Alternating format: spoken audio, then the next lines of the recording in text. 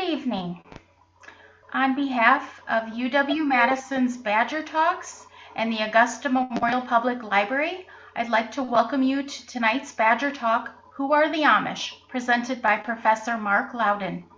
Tonight's presenter is a professor of Germanic Linguistics and director of UW-Madison's Max K. Institute for German American Studies. He studied Germanic Linguistics at Cornell University. Apart from his teaching and research, he serves as an interpreter and cultural mediator for Amish and Old Order Mennonite groups in the legal and healthcare systems. If you have any questions for Professor Loudon, please type them in the YouTube chat box and he will address them after his presentation. Without further ado, I invite Professor Loudon to please tell us just who are the Amish. Great. Thank you so much, Stacy, for the nice introduction. And I will start sharing my screen and we'll take it away. All right. So I'm going to be sharing some remarks on who the Amish are. It's going to be a general overview, but I am going to tailor things a little bit to Wisconsin, since most of us, or if not all of us, are logging in from Wisconsin, and Wisconsin has a very sizable Amish population. And I'm guessing a lot of folks who are on in the presentation this evening live perhaps in close proximity to Amish across the state. So make it a little bit sort of a local angle, but a lot of the remarks I'm going to be sharing are not limited to Amish in Wisconsin, but describe Amish nationwide. So there's probably no group in America that is more familiar to folks who even don't necessarily live in close proximity or have ever known Amish people than the Amish. And a lot of that popularity that the Amish enjoy comes from popular media. So TV programs, documentaries, stories in newspapers, books, often fiction books. We'll talk a little bit about that in a moment too. But in recent times, within the last 10 to 15 years, there were two programs on cable TV that did a lot to sort of advance public awareness of the Amish, but they didn't do much to clarify exactly who the Amish are. So thinking about the question of tonight's talk, these two programs are called Amish Mafia and Breaking Amish. And if you are familiar with them, then you may know that the premise of these shows centers on supposedly Amish youth. If you're not familiar with the shows, you can just tell by the images here that it somehow has something to do with specifically Amish young people. In fact, none of the people that acted in these shows, reality TV is kind of a misnomer. It's on TV, but it's not exactly very realistic. But these programs involve people that were in fact not Amish. A number of them did have connections through their families to Amish, were in some cases born into Amish families, but none of them were actually members formally of the Old Order Amish Church. And the program on the left there, the Amish Mafia, was particularly distant from reality because the premise of the show is that there is this kind of a vigilante group or sort of group of young people among the Amish who are charged with kind of protecting their own in Lancaster County, Pennsylvania, which is a fairly large, one of the largest and oldest Amish communities in the country. And you notice that young man on the right side of the image there is holding a sawed-off shotgun. This is not only completely inaccurate, it's actually quite offensive to Amish people because Amish Mennonites, and I'll be talking about Mennonites as well briefly, are members of so-called peace churches, historic peace churches. I myself am a Mennonite, and our churches practice what's known as the Doctrine of Non-Resistance, which is pacifism taken to the next level, which is essentially not engaging in violence under any circumstances, including defending oneself or one's loved ones. So if you get your information or formulate opinions about Amish people based on popular depictions, then you're probably not going to have a very accurate picture of who the Amish are. A somewhat more less offensive view and in some ways less dramatic view that people have formed about the Amish come from popular fiction and especially so-called romance novels. And you may have heard the term bodice rippers before to describe, say, classic Harlequin romances. Well, these are sort of jokingly referred to as bonnet rippers. They're Christian fiction, and so they're much more chaste, much more tasteful in many ways than your sort of classic romance novel. But nonetheless, if you were to, again, form opinions about a group of people based on romance novels set in them, you would find that your opinion is much more, that the group that you're talking about is a little bit more exciting, a little bit more racy, that their lives are a little bit more of greater interest and not quite as sort of, every day as actual life is. And so even though these books are incredibly popular, they still really don't do much to get at this question of who are the Amish. Now, in more recent times, popular images, I mean, we're talking about the pandemic here, popular images of the Amish have come up in connection with the COVID situation. And this is a meme that's appeared on the internet. It's not clear who produced it, whether it would be possible to find out, I don't know. But this is produced by a group that is, we could say, pandemic skeptical and opposed to wearing masks. So they say reason number 57 to love the Amish.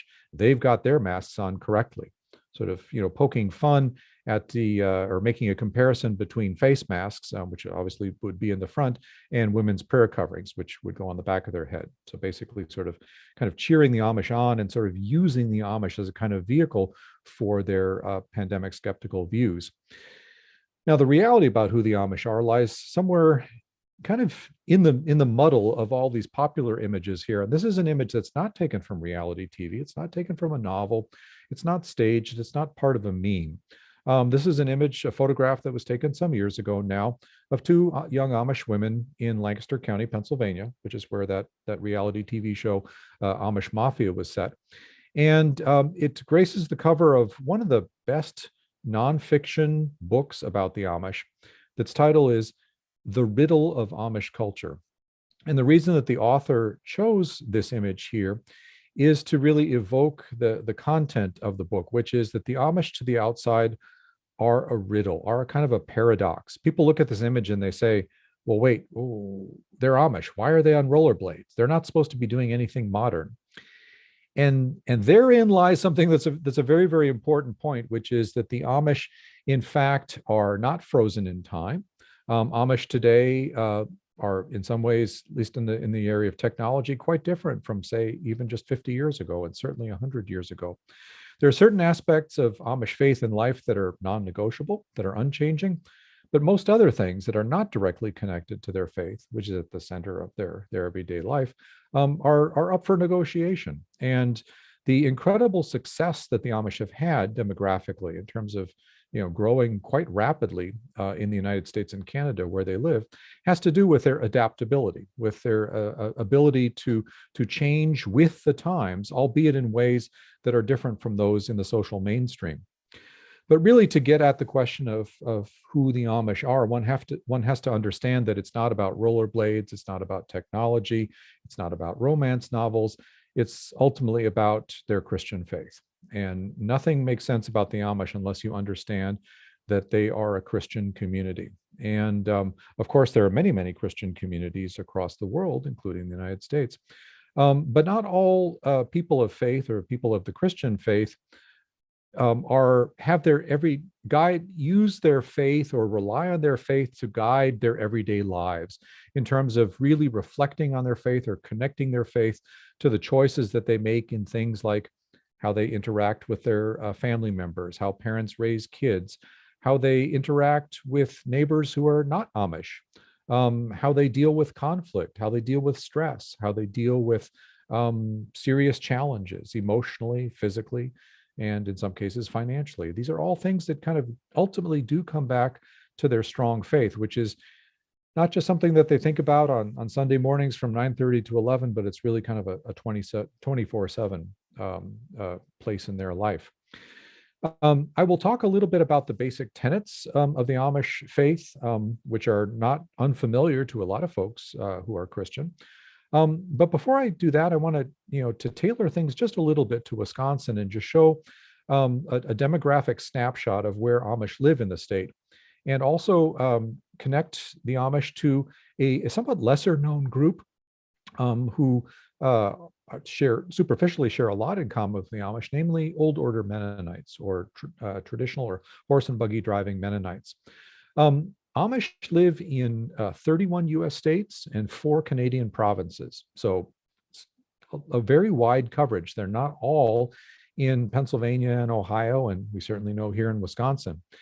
Pennsylvania and Ohio are always 1 and 2 with the Amish population of those 31 US states. Number 3 is Indiana, and Wisconsin is in 4th place. So Wisconsin has a not only a very widely distributed population, but also the total is actually quite large relative to other US states. And you'll notice that most Amish communities in the state are clustered in the areas where most folks, I think, are logging in this evening. So basically kind of in the western half, central and western parts of the state. Not too far north, because those Amish that have chosen to farm would find the area, or anybody that chooses to farm would find the far northern reaches of Wisconsin a little bit more challenging. So areas that are sort of, you know, kind of in the heartland of agriculture still today in Wisconsin, so in the western part of the state. I've adapted the sizes of these quilts as an icon for Amish communities to reflect the relative sizes of the communities. And it's probably too difficult to read, but you'll notice that sort of in the kind of southern part of the state, not quite at the far south, but just a little bit up, a couple of counties up from the very bottom there, there's Vernon County, which has the largest number of Amish of any county in the state. And the largest Amish community, which is located in Vernon County, is known as the Cashton Settlement, near the village of Cashton, which is just outside of Westby. But I have hardly enough space in Vernon County to put my quilts down and not cover up the name Vernon.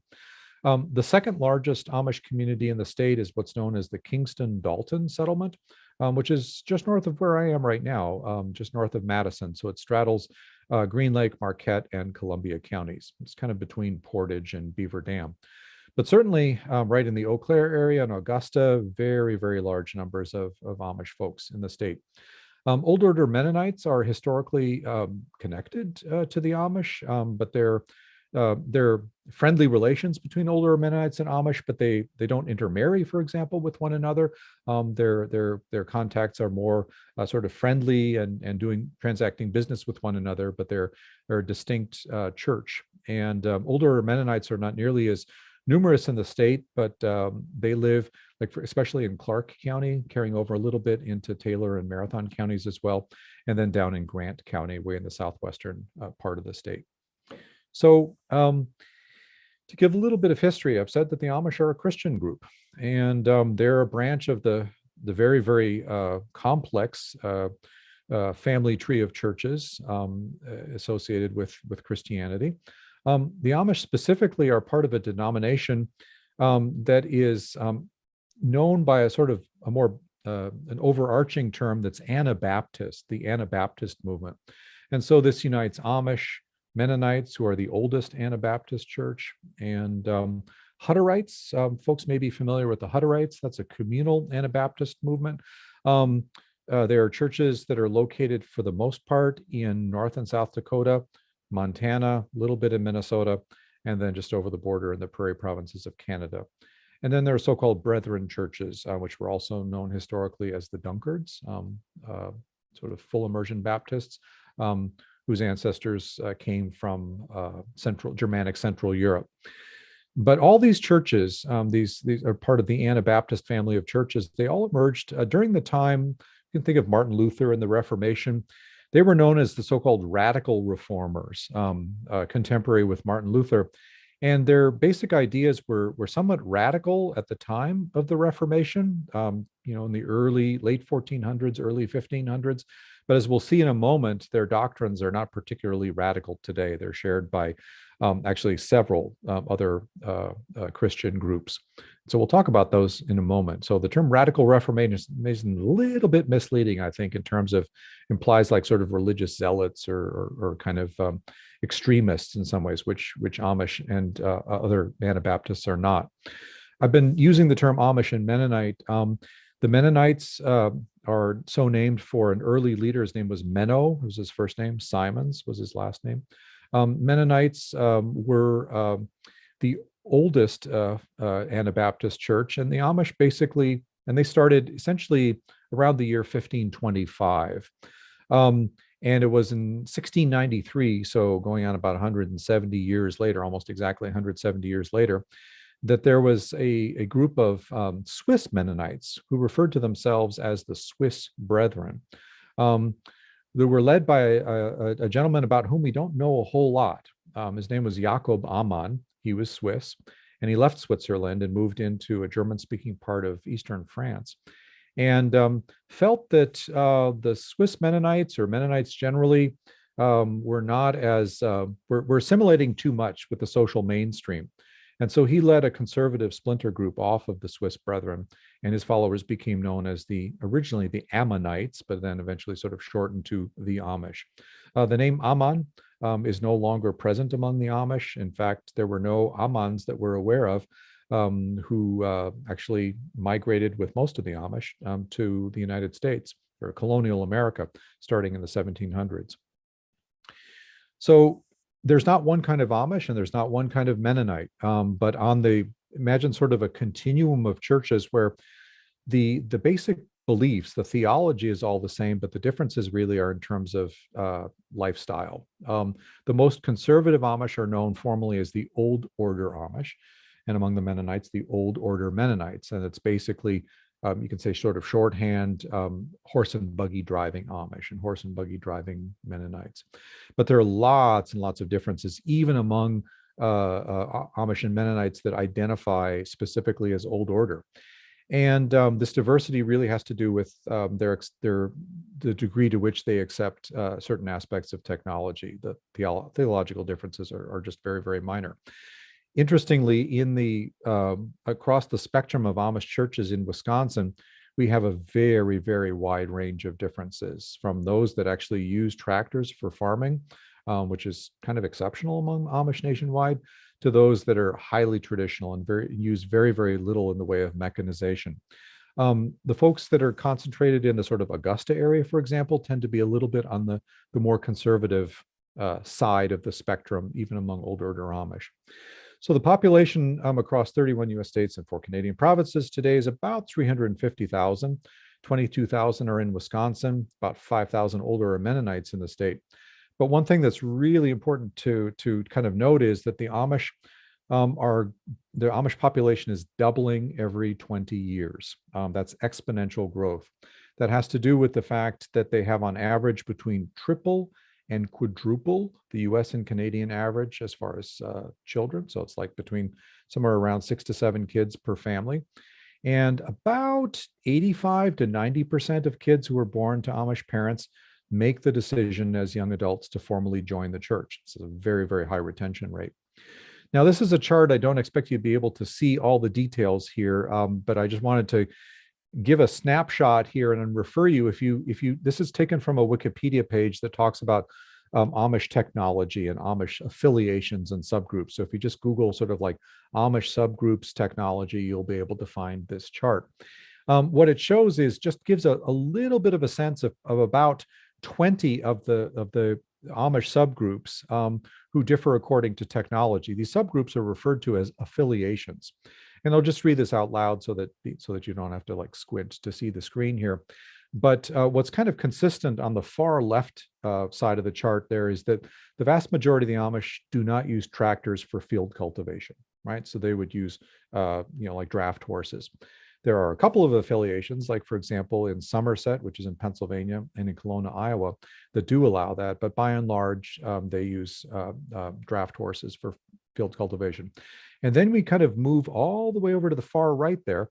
And Amish women have for quite a while put their foot down and said, a lot of kids in the family, it's a lot of laundry. It's not practical to think about, washing those clothes by hand. And so essentially all Amish communities require motorized washing machines. The one small group, so-called Swiss Amish from Adams County, Indiana, where it says some, Those that don't have motorized washing machines, which are basically wringer washers that are on kind of small Honda motors.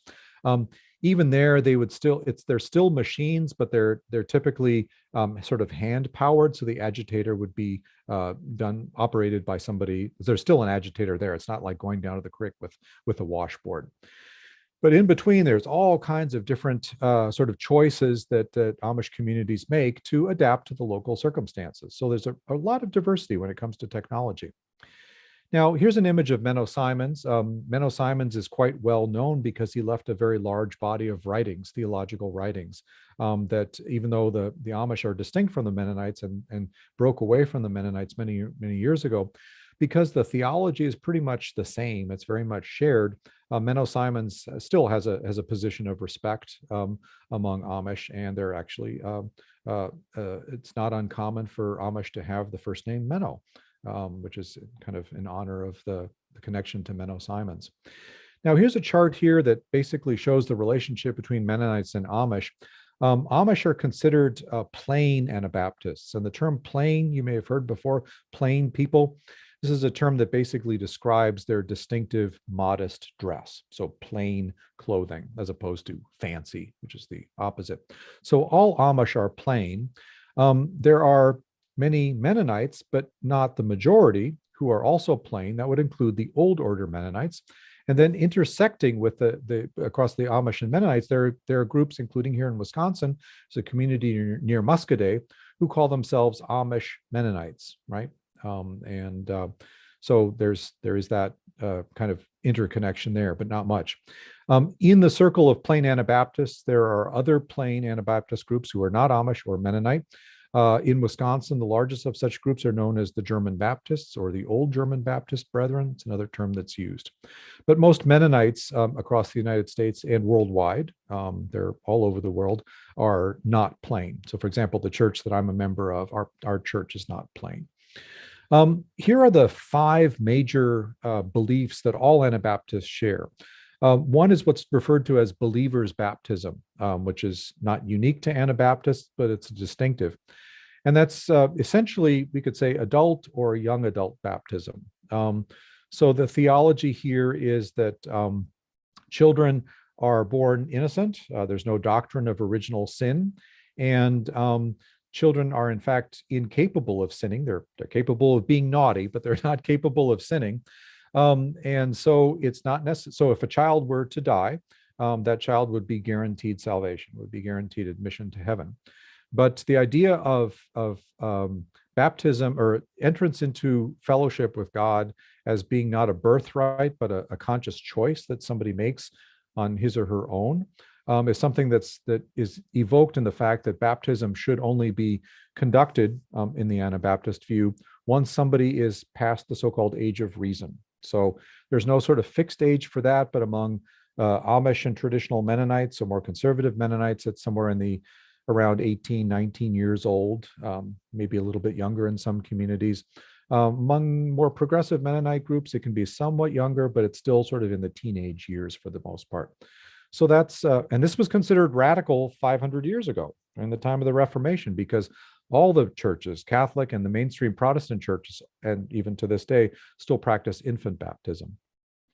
Another thing that was considered very, very radical 500 years ago and is completely, unradical in America today, is the idea that church and state should be separated from one another.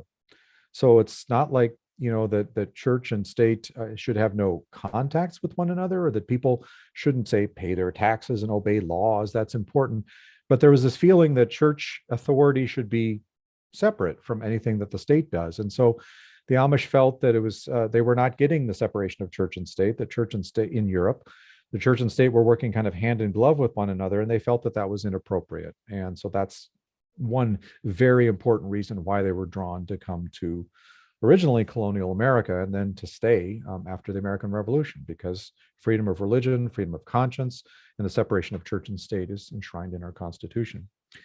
Now, all Anabaptists also practice what's known as active discipleship, which is meaning that they basically, kind of mentioned before, they live their faith in a kind of 24/7 way.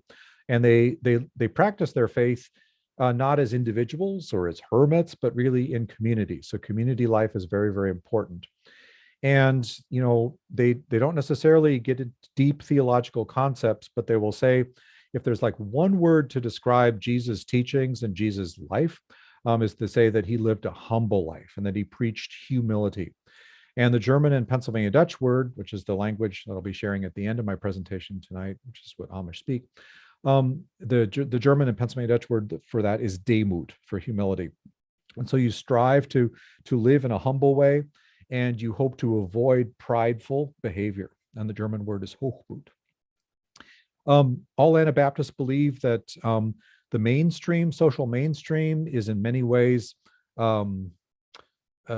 doing things or people are making choices that are not necessarily in line with Jesus' teachings and life model. So it's important to kind of maintain a certain amount of distance between oneself and the social mainstream. So things like materialism and consumerism. It's referred to as nonconformity, so staying a little bit out of step as a community. Now, among the traditional Anabaptists, like the Amish and the Old Order Mennonites, they mark their nonconformity very obviously by dressing and grooming themselves distinctively, limiting the use of technology, which is referred to as so-called making bargains with modernity. So picking and choosing, but not necessarily, oh, got to get the new iPhone or got to get a smartphone. It's like, do we really need a smartphone? Or is the good sort of going to outweigh the bad with a smartphone? Don't know about that. And then also aside from dress and grooming, limiting technology, they maintain a language that has pretty much become all their own, which is this language that I've referred to already, Pennsylvania Dutch, which is, despite its name, related to German. And then the fifth major belief among Anabaptists is what I referred to at the beginning of my presentation, this doctrine of non-resistance, which is not only being a pacifist, so not serving in, say, in the military in a violent capacity, but also not being violent under any circumstances, including, say, emotional violence or verbal violence. It's a very high bar to kind of live up to, but that's the one that Anabaptists have set for one another. And their faith has been put to the test going back already, 500 years ago, and in the case of the Amish, over 300 years ago now. Part of the reason that the vast majority of all the Amish and many Mennonites have emigrated to North America is that they were very severely persecuted for their faith. One thing that the religious and secular authorities in the countries where they lived, in places like Switzerland and Germany and the Netherlands, kind of all agreed on was that they didn't like Anabaptists. They saw them as heretical, and they saw them as problematic for the state. They saw them as disloyal, especially the not serving in the military part was something that was considered very, very problematic. This story here is about an early Anabaptist who would be considered a Mennonite today, who was living in the Netherlands. This is a true story. His name was Dirk Willems, and this is a story that's very, very familiar to Amish and Mennonites alike. Dirk Willems was a prominent Anabaptist Mennonite leader in the Netherlands who was refusing to recant his faith, to reject his Anabaptist faith. And so he was sentenced to die. He was imprisoned. And under circumstances that are not exactly clear, he was able to escape. And so he was running away. He had been incarcerated for long enough that he had lost a considerable amount of weight and was kind of running away from where he had been incarcerated across a frozen marshy area. And at one point, he was being pursued by his jailers, and he heard one of them had crashed through the ice. And he stopped, turned around, and ran back and pulled that man out of the ice. And then the other jailers kind of all clustered around, and his quote unquote reward was being reincarcerated. And within a matter of days, he was executed. And the moral of that story among Amish today is not that Dirk Willems should have kept running, right? That he made a bad decision in going back, but that he did exactly what God called him to do, which is to, quote, love your enemies and bless them that curse you, which is something that's taken directly from Jesus' Sermon on the Mount. Now, most Amish and Mennonites hope that their faith is never going to be tested that way, but believe it or not, the most horrific incidents of violence that was ever committed against Amish people happened about 16 years ago in a schoolhouse in rural Lancaster County, Pennsylvania. This is what's known as the West Nickel Mines school shooting, and folks may remember that horrific event, which was one of, sadly, a number of school shootings that still continue to plague American society. There was a mentally disturbed man from the community. This was in October, beginning of the school year. And a mentally disturbed man who was not Amish or Mennonite, but whose family had close friendships actually with Amish, went into the schoolhouse and sent out all the boys, sent out the teacher. There was a pregnant mom in there. One little girl actually didn't know exactly what was going on and walked out with the boys. And there were 10 girls remaining, and he lined them up in front of the blackboard and shot each one of them execution style. And 5 were killed, and the other 5 were wounded, and 2 quite severely disabled.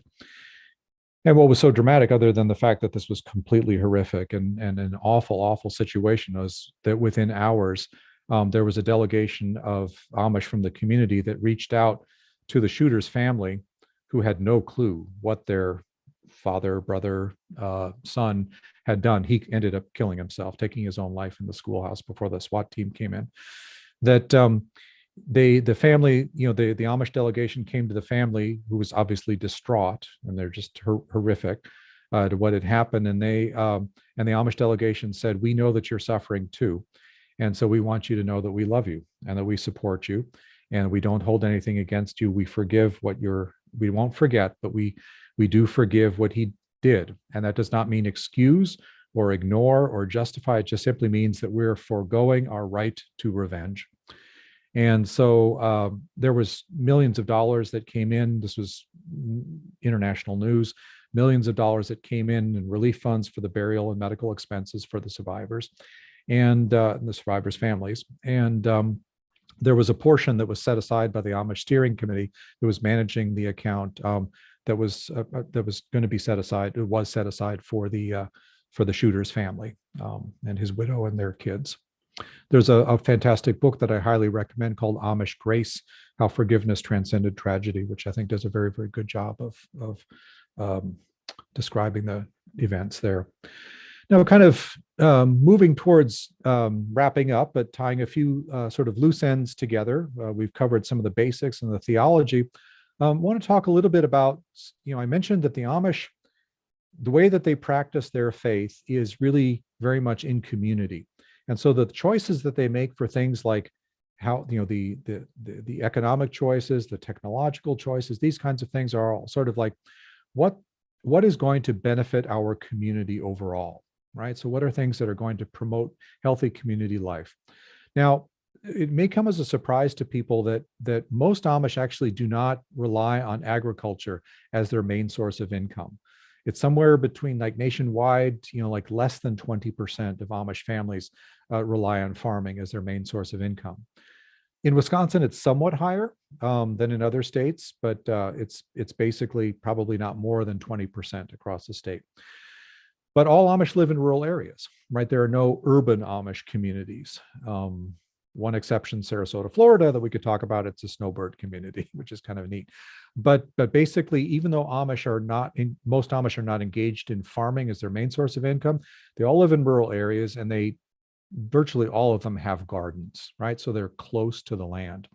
In Wisconsin, produce farming, among those that do practice agriculture, dairy farming, cheese, right? If they're selling like milk would be considered like B grade, it goes for cheese.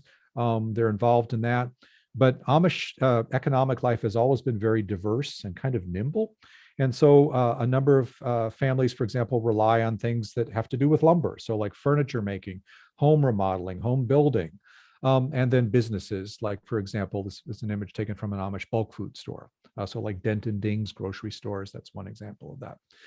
Now, as I say, you can't be an Amish hermit. That's sort of a contradiction in terms. So Amish life is very, very communal. I mean, you have that with a large family size. There's always something going on. There's always some kind of activity. And so community schools are very important as community institutions. It also comes as a surprise to know that Amish parochial schools, private schools, really didn't exist in large numbers until after World War II. So like the 1950s and 1960s. Before that, Amish kids attended the classic one-room schoolhouse, the country schools. When those started to be closed and consolidated in the early 20th century, the Amish said, we don't like this, putting our kids on buses and sending them far away. Let's, in many cases, kind of purchase the old one-room schoolhouses and then create their own private school system. A lot of physical activity. Amish get a lot of exercise, which means that they can offset their seafood diet, which is pretty much, see it, you can eat it. Amish health overall is quite good. You've heard maybe like, take your 10,000 steps a day. Studies have shown that your average Amish person takes between 17 and 19,000 steps a day. So they're getting a lot of physical activity, not a lot of screen time, basically no screen time, especially for kids in schools. And so their overall health is extremely good. There are some very, I talked about the sort of symbols of community identity, a nonconformity. The way that they dress is something that there's an important expression of that. But, keep in mind that, we all wear things that kind of express our identity. I think about it when I go in the classroom and I see a lot of students that are wearing green and gold, right? Or red and white, that are expressing their allegiance to a particular sports team. And, why do, teams and businesses and so forth wear uniforms, right? Well, it's to kind of build community identity. And that's really the idea behind Amish dress as well. It kind of expresses a connection to their heritage and a satisfaction with their identity as being Amish, their basic satisfaction. So I want to talk a little bit about technology, because that's getting back to this question of sort of like the puzzle or the riddle of Amish society. It's very, very hard for people to kind of outsiders to wrap their heads around the fact it's like, okay, I get the thing about, sort of using draft horses for field cultivation. And I understand the motivation for using washing machines, but if you can accept washing machines, what about other appliances? Let's just sort of take that as a kind of nice example. So we've got 3 appliances in this image here. We've got a dryer and a washer and a dishwasher. And 2 of those are non-existent in Amish homes, right? So that there's no Amish home that has a dryer, no Amish home that has a dishwasher. And you say, well, wait a second, why is a washing machine okay, but not a dryer and not a dishwasher? And this is a very, very nice example of as I called it, the bargaining with modernity, sort of the choices that they make there. It's not that they reject technology.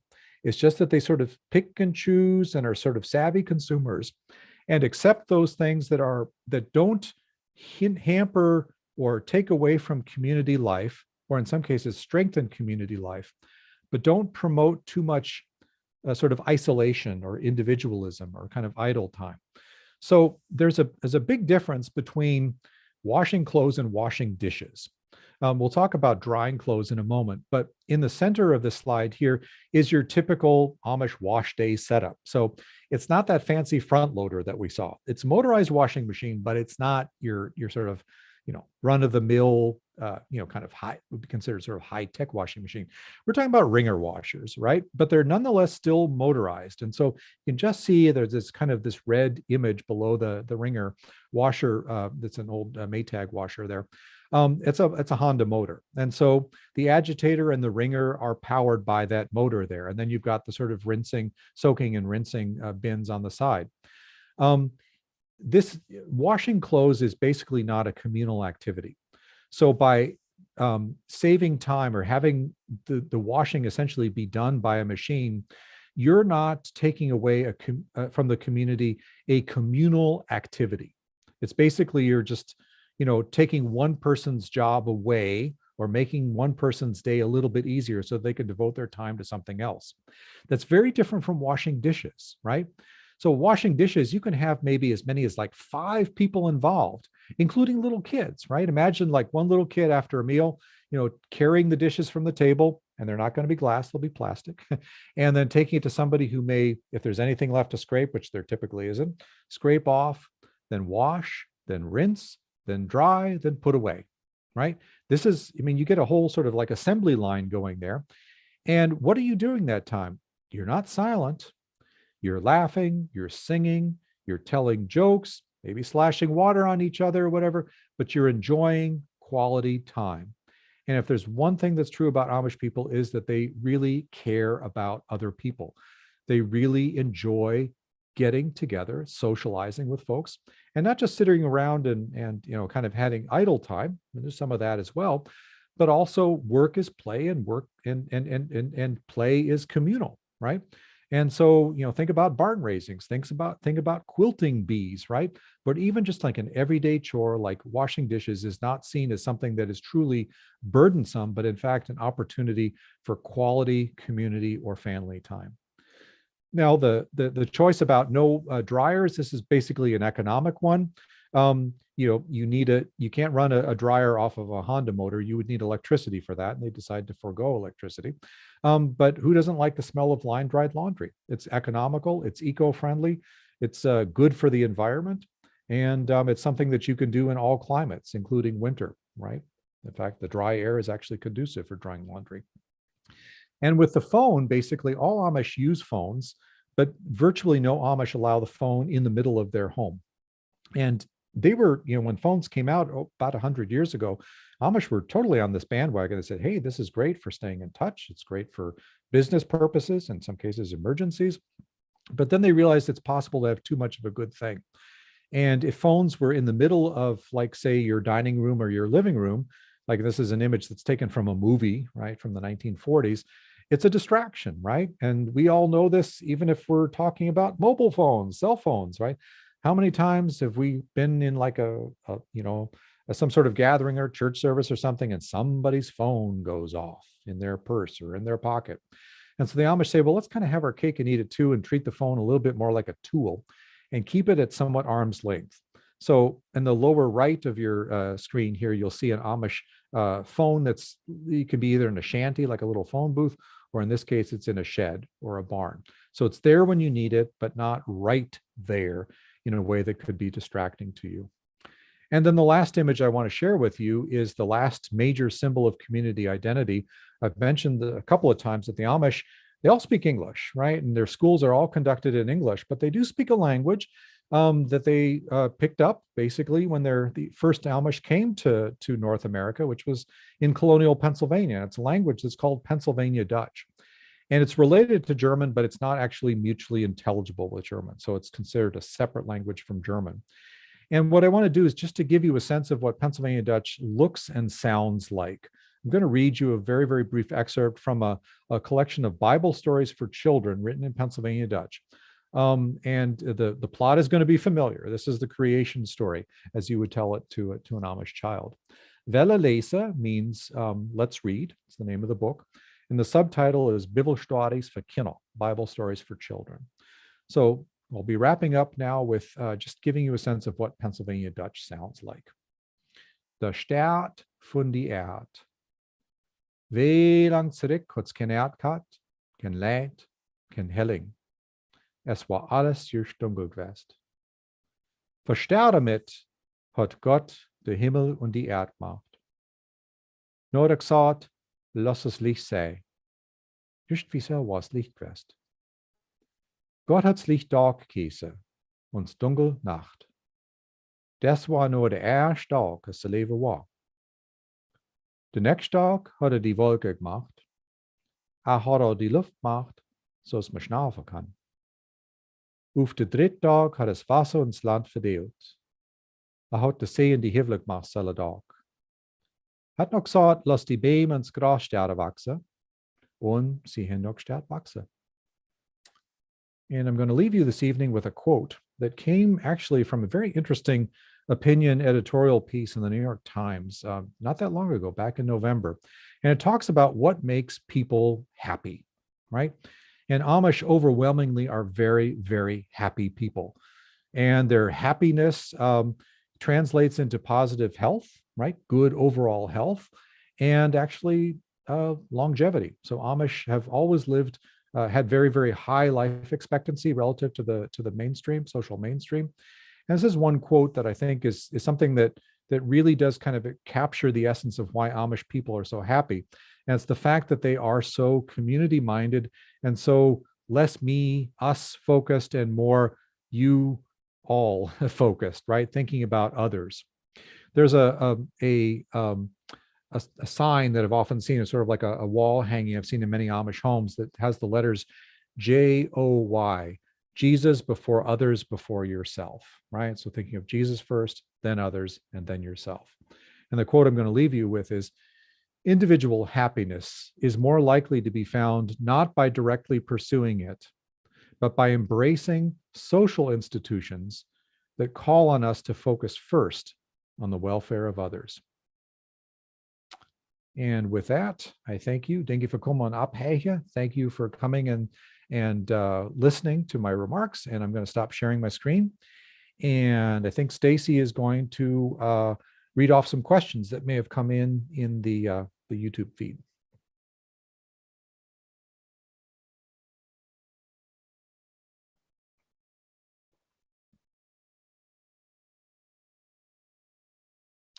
And so I see in the chat here, I'll read this out here. So Professor Loud mentioned the Amish and Mennonites do not intermarry. Do they ever marry someone who's neither Amish nor Mennonite if that person is willing to adapt the culture and customs? Great question. Of the about 350,000 Amish, just Amish today in North America, it's estimated that perhaps as many as 200 were not born to Amish parents. So it's pretty unusual. Very, very few people make the decision to join the Amish church. Yes, I posted them in the chat. And so I'll just finish this question here. And so the way that the Amish put it is that they don't try and quote unquote recruit folks from the outside to join the Amish or traditional Mennonites. They say, because it's so hard for people to give up a lot of the technology and other things, trappings of modern life that they're used to. It's easy. They say it's easier for us to go in your direction. So they wouldn't want people to like join and then be dissatisfied or lonely or unhappy and then want to leave again. So it's not forbidden, and it has happened, but it doesn't happen very often. It was much more common 100 years ago when the difference between being Amish and non-Amish was not all that great. But today, because the technological differences are pretty significant, it doesn't happen as often. Another question is, are Amish allowed to see doctors? Absolutely. There are no limitations whatsoever on medical care. Amish do seek medical care. This person has seen several Amish at the chiropractor. They seem to frequent that profession a lot. That's absolutely correct. Chiropractors are, as medical providers, are very, very popular because they're seen as kind of working more. Amish kind of prefer what's called sort of a natural approach to healthcare or complementary and alternative medicine. They're a little bit skeptical about, prescription medications and surgical interventions, some cases with vaccinations, but there's no prohibition whatsoever. But they just say, the body is an amazing expression of nature, and we want to do what we can to sort of help the body kind of heal itself as much as possible. So that's why they feel that chiropractors are kind of a little bit more in line that way. The one segment of healthcare providers that is the most popular among the Amish are midwives. Midwives are just considered to have high amount of respect, and so and obviously when you've got a lot of babies being born, that midwives have a very, very important place. Is it disrespectful to take photos of the Amish? The Amish understand photography or even portraits, if you're painting a portrait, as a violation of one of the 10 commandments of creating a graven image. And so it's considered a violation of really Judeo-Christian traditions or Mosaic laws. So they do not want their photographs taken. It's also a question of, they don't want to feel, like if you pose for a photograph, then you could be tempted to place too much value on how you look and to be vain or to be prideful behavior. So it is considered disrespectful to photograph the Amish. But it's also disrespectful to take photographs of anybody without their permission. So if I go out and get my newspaper in the morning and I've got, say, 3 people that think it's kind of charming to see me get the newspaper, I don't want them to take my picture particularly. Is it frowned upon for Amish to communicate with non-Amish people? Absolutely not. Every Amish person has, in many cases, close friends who are not Amish. And in fact, they rely on non-Amish people at a minimum for transportation. Amish don't live in colonies. They don't live in distinct sort of communes. They all live, in close proximity to non-Amish neighbors. And they think it's important to be good neighbors as well. So what is the life of gay Amish people like? Any research or book to recommend? As a traditional Christian community, homosexuality is condemned. And so people who identify as gay and who are born to Amish families typically make the decision to leave. So there's just no space that's made within the Amish for homosexuality. Someone says, I'm interested in hearing about gender roles if you have time. So basically, a lot of people are kind of inclined to think that women are oppressed among the Amish. Women work hard, but men work hard. On the surface, it looks like men kind of call all the shots. Um, Men are spokespersons for the community. And so like when outsiders, ask questions of, leaders within the community, formal leadership is definitely male.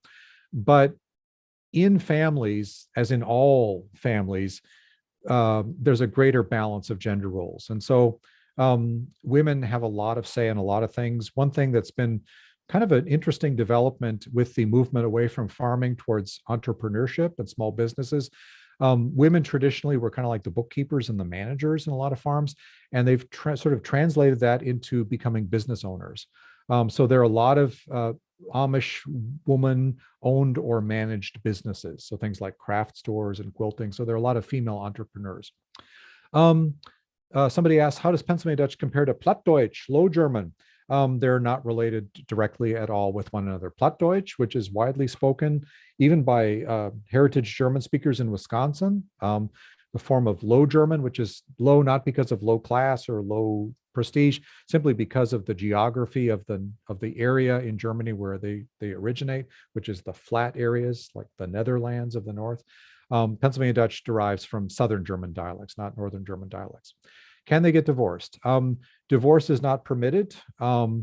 It's considered, marry once for life. Now, it has happened in some circumstances that Amish have ended up divorced because one partner may leave and divorce that person without the other partner sort of accepting that. There's nothing considered inherently sinful about being in the state of divorce, but you may not remarry until your ex-spouse has passed away. So it's not so much divorce as a divorce and remarriage. And that's something that is, a distinctive, increasingly rare among other Christian communities, but it's a practice that's still kind of held by the Amish. All right, those were all the questions in the chat. We still have about 6 minutes or so, I guess. Stacy, if you want to either jump in or add more questions to the chat.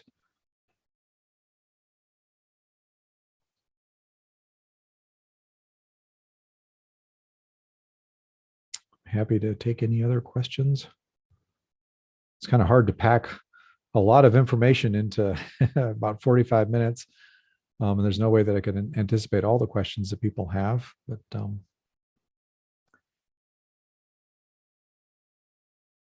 getting back to the sort of like, is it okay? Is it frowned upon for Amish to communicate with non-Amish? I mean, I know of many situations where Amish live in close proximity to elderly non-Amish neighbors who don't have kids living nearby. Yeah, I just typed in the chat asking for other questions, and I haven't had anybody else type anything in there yet. Okay. So yeah, so when Amish have elderly neighbors who are not Amish, who may not have extended family close by, Amish can sometimes sort of adopt those neighbors and just sort of say, hey, just kind of look on them every now and then, make sure they're doing okay, take care of, like, say, home repairs. Thank you so much for your time this evening.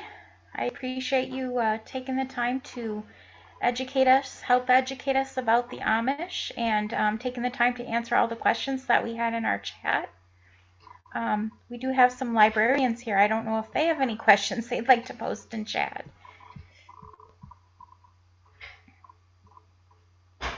Yeah, be happy to take any questions folks have.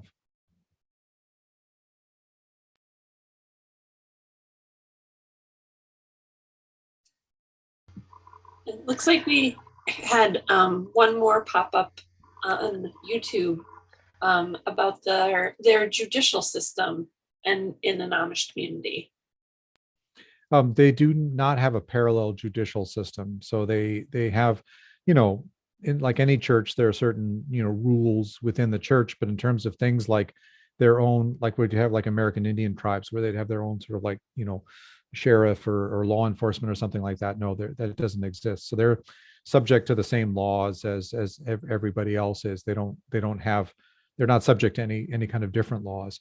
Kind of related to that, a question a lot of people have is that there's a a kind of a rumor out there that Amish are not are exempt from taxes or something like that, and that's not true.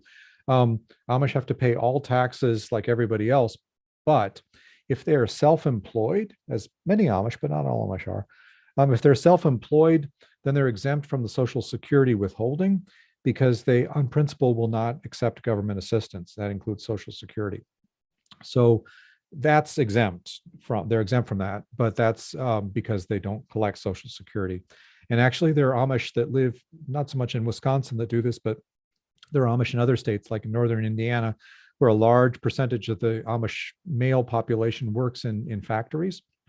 And so there, they're not self-employed, they're working for other employers. And so then they have to have Social Security withheld.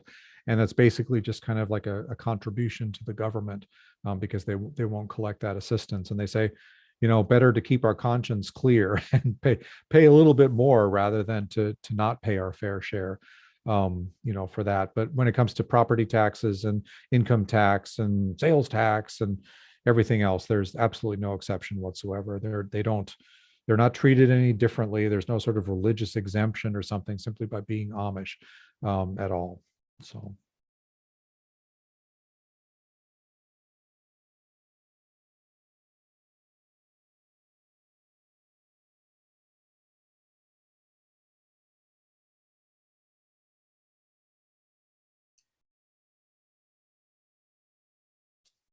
There's a question about the role of music in the Amish community, singing and instruments or other things along that line. Yes. So really no musical instruments are permitted among the Amish except for harmonica. And that's not universal, but most Amish use the harmonica. But music is essentially singing.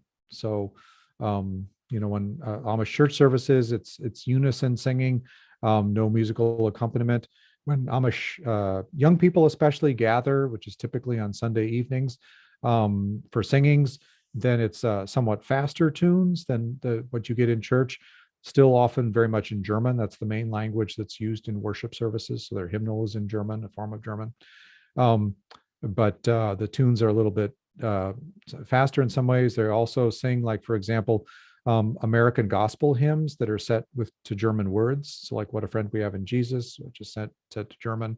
And then some other like folk songs. So secular music is sometimes used, but basically it's just singing, and sometimes with they don't call it harmonica, but it's like, you know, harp, sometimes referred to as mouth organ.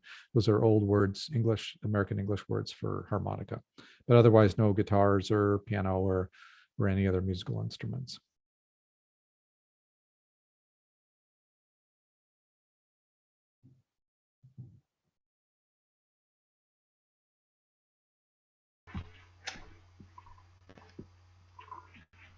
Carolyn, did you read the other questions that were in chat? I noticed some that were typed in when we were trying to do the technical. Yeah, I got most of them. I think there's one other here that asks about, I think they're thinking if they were to meet someone in the Amish or Mennonite community, maybe out in the regular community, would it be inconsiderate to remark on their dress, like complimenting it, or you know, complimenting them on their work or their handiwork, something like that? I think, you know, Amish would feel a little bit, you know, they maybe blush a little bit because again, so they don't want to do anything that would seem like prideful or boastful. And so they would feel a little bit, being complimented on dress, they would feel pretty uncomfortable about that. It's like, we're not doing it to get compliments. We're just doing it to be modest and to express our tradition. If it's something like, you buy a bedroom set or something like that, from a crafts, from Amish craft store or furniture store or something, and they say, boy, this is really nice. And they'd say, well, thank you. I'm glad you like it. They would say, oh, I don't want to get too swell headed. So, they're just modest, and so they like it when people are nice, but they're not sort of fishing for a lot of compliments. So it's just basically um, the nicest or the most kind of positive interaction is just to be friendly, and hold the door open for somebody, or you know let them go ahead of you in line if they've got a kid who's kind of unruly or something like that at the Walmart. Just it's being kind of like feeding. They don't want to feel like their egos need to be fed. They just feel a little bit, let's say, modest or shy about that. But that's not. I mean, I'm from Minnesota originally, and my mom's side Norwegian background is just like my northern Minnesota Norwegian cousins. It's just like there's this kind of understatement and modesty and that sort of thing. It's maybe it's a little bit of an old world thing too, or something. But just feeling it's like people to be friendly, but I don't need to have people just remark on how I look or compliment me on a lot of things. So that's kind of it.